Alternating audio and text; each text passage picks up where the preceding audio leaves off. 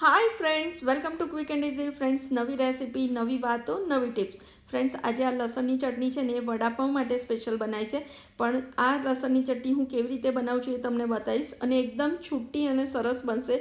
અને એમાં હું એક મારું ઇન્ગ્રીડિયન્ટ્સ ઉમેરીશ ને જેનાથી આ ચટણી બહુ જ ટેસ્ટી અને સરસ લાગશે અને તમે ઘણા દિવસ એને સ્ટોર કરીને યુઝ કરી શકશો. તો આ ચટણી બનાવવા માટે સૌથી પહેલાં આપણે 1 કપ સિંગદાણાને શેકી લેવાના છે. સ્લો ગેસ ઉપર થોડીક ધીરજથી શેકવાના, કાળા ના થઈ જાય એનું ધ્યાન રાખજો ફ્રેન્ડ્સ. બસ જો આવા સરસ શેકી લેવાના. હવે આપણે 1/4 કપ ડેસિકેટેડ કોકોનટ, કોપરાનું છીણને અડધી મિનિટ માટે આપણે શેકી લેવાનું છે. એ શેકાઈ જાય ને એટલે એને પણ સિંગદાણા જોડે ટ્રાન્સફર કરી દેવાનું છે. અને એના પછી આમાં આપણે લસણ શેકવાનું છે. આમ તો ડ્રાય ચટણીમાં લસણ છોતરા સાથે નાખતા હોય છે વડાપાઉંની, પણ હું નથી નાખતી એટલે મેં છોલીને રાખ્યું છે અને એને સહેજ જ તમારે શેકવાનું છે. ફ્રેન્ડ્સ, આજે મેં આ છે ને નવું મિક્સી લીધું છે, એકદમ નાનું, બસ 1 જ જારવાળું છે, સ્પેશિયલ ચટણીને એના માટે. તો એમાં આજે આપણે પહેલાં યુઝ કરી રહ્યા છીએ. તો બસ હવે આ ડ્રાય મિક્સરને આપણે પહેલાં ગ્રાઇન્ડ કરીશું.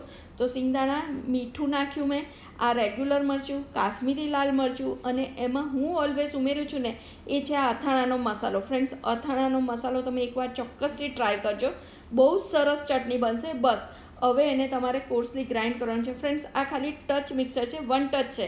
આ જ રીતે જો કેટલું સરસ એકદમ ફટાફટ થઈ ગયો પાવડર.